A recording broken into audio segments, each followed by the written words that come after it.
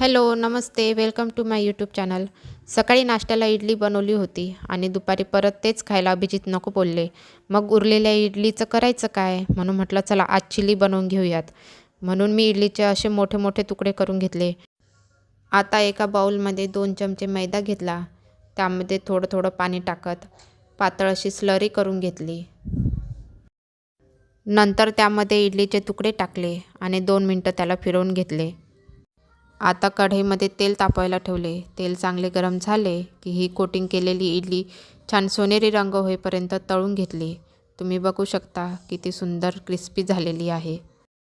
Idli fry करून झाल्यानंतर मी अद्रक लसूण बारीक चॉप करून घेतला.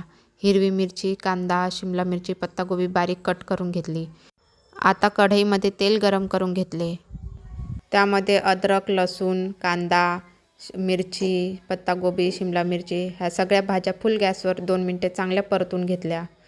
त्यानंतर त्यामध्ये 1 चमचा रेड चिली सॉस, 1 चमचा सोया सॉस आणि 1 चमचा टोमॅटो सॉस टाकून घेतला. नंतर 1 चमचा मिरची पावडर टाकली.